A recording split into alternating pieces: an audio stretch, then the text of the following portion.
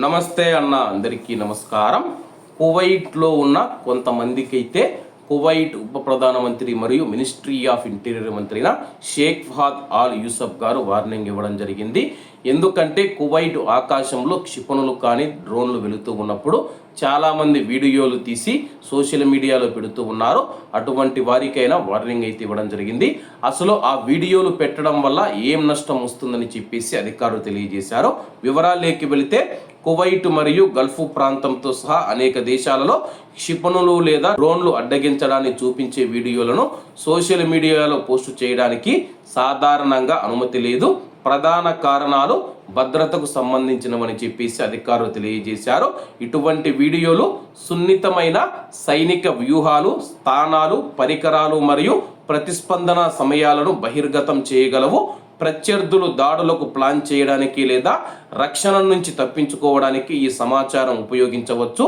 చాలా దేశాలు డ్రోన్ మరియు క్షిపణి రక్షణ కార్యకలాపాలను సైనిక రహస్యాలుగా వర్గీకరిస్తాయి.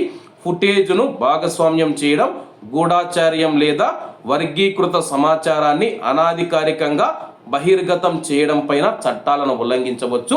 ప్రస్తుతం ఎవరైతే మా ఇంటి మీద డ్రోన్ వెళుతూ ఉంది, మా ఇంటి మీద క్షిపణులు వెళుతూ ఉన్నాయి, మిసైల్ వెళుతూ ఉన్నాయని చెప్పి మీరు వీడియోలు పెట్టినప్పుడు ఆ యొక్క సమయాన్ని, అలాగే ఏ ప్రాంతంలో వెళుతూ ఉంది, కువైట్లోని ఏ ఇళ్ల మీద వెళుతూ ఉంది, ఆ టార్గెట్లనైతే శత్రు దేశమైన ఇరాను పూర్తిగా పసిగట్టగలిగి వాటిని లక్ష్యాలను మార్చుకొని, టార్గెట్ను మార్చుకొని, అలాగే కువైట్ ఆర్మీ అధికారులు ఏం చేస్తూ ఉన్నారు, సైన్యం ఏం చేస్తూ ఉందని చెప్పి వాళ్ళకు పూర్తి సమాచారం వెళుతుంది.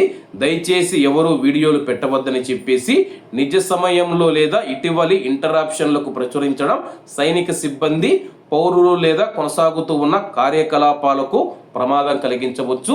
ఎందుకంటే కువైట్ సైన్యం అలాగే ఇతర దేశాల గల్ఫ్ దేశాల సైన్యం మనం చూసుకుంటే ఆయా దేశాలను రక్షించుకునేందుకు 24 గంటలు పనిచేస్తూ ఉన్నాయి.